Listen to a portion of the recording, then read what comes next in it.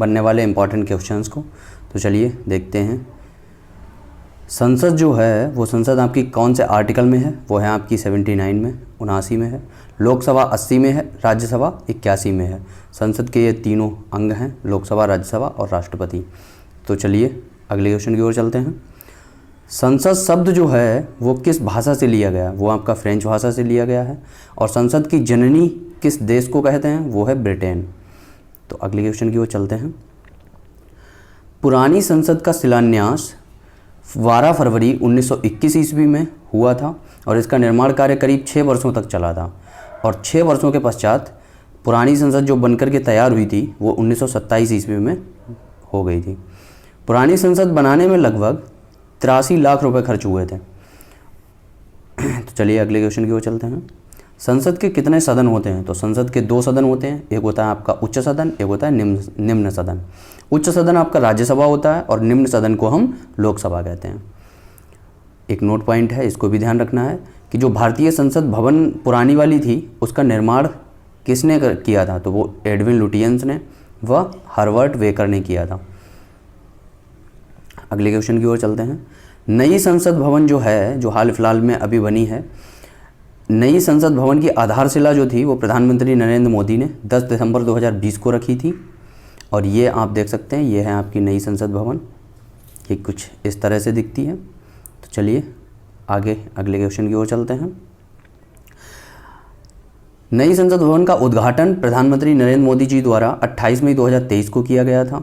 कहाँ है ये नई संसद भवन? दिल्ली में है। इनके साथ लोकसभा अध्यक्ष ओम बिरला भी उपस्थित रहे थे।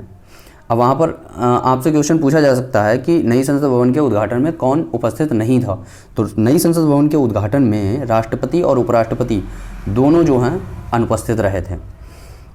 नई संसद भवन को बनाने में कुल लागत आई थी वो 1200 करोड़ लगभग आई थी और प्रस्तावित लागत जो थी वो 971 करोड़ थी।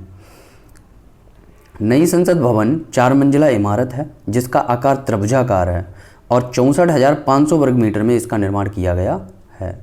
तो अगले क्वेश्चन की ओर चलते हैं। नए संसद भवन का डिजाइन HCP डिजाइन्स ने तैयार किया था, जो कि गुजरात में स्थित एक भारतीय आर्किटेक्चर फर्म है। इसके प्रमुख वास्तुकार जो हैं वो बिमल पटेल हैं। नई संसद भवन का निर्माण टाटा प्रोजेक्ट लिमिटेड ने किया है। किसने किया? टाटा प्रोजेक्ट लिमिटेड ने। उद्घाटन के समय मोदी जी ने 75 रुपये के सिक्के और डाक टिकट जारी किए थे। क्या क्या उद्घाटन के समय जारी किया? एक तो 75 रुपये का सिक्का चलाया है और डाक टिकट जारी किए हैं। अब वो दिखते कैसे हैं?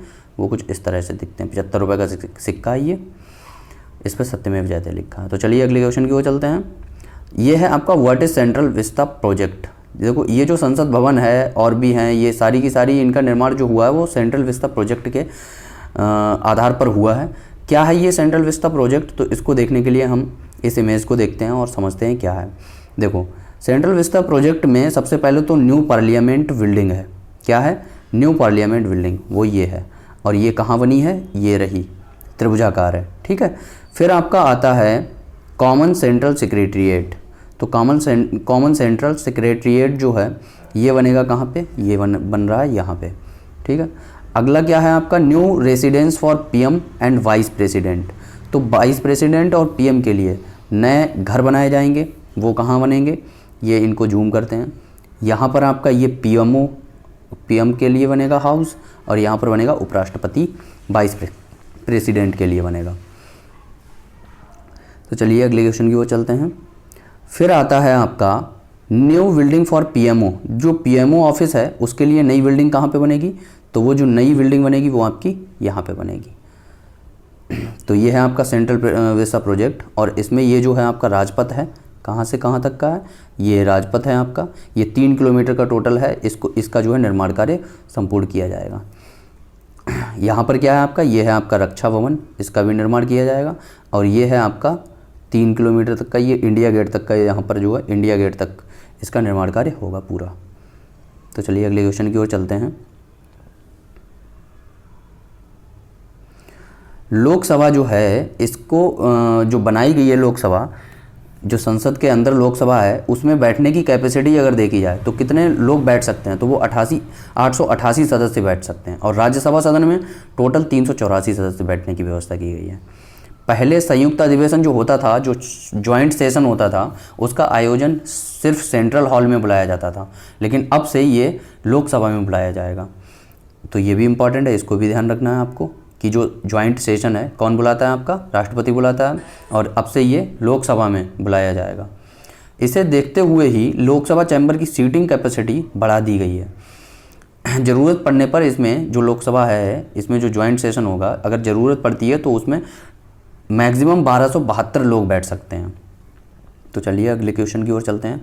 अब देख लेते हैं कि लोकसभा और राज्यसभा किस तरह से बनी है और इससे किस तरह से के क्वेश्चन पूछे जा सकते हैं। तो लोकसभा है, लोकसभा ये आपकी है, इसमें जो है ये जो मोर है हमारा राष्ट्रीय पक्षी, उसकी डिज़ाइन बनाई गई है।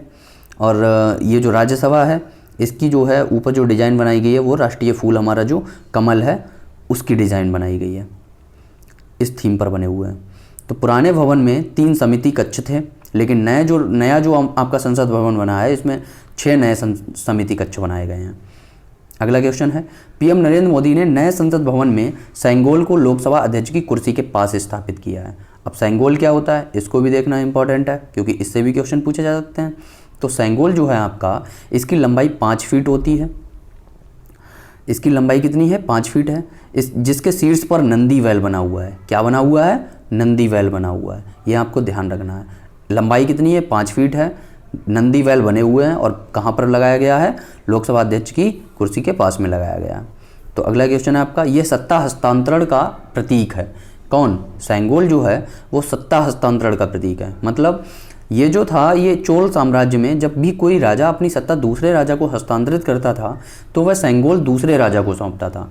तो इसीलिए इसको क्या बोला गया है कि ये सत्ता हस्तांतरण का प्रतीक है। तो आशा करते हैं आज की वीडियो आपको अच्छी लगी होगी।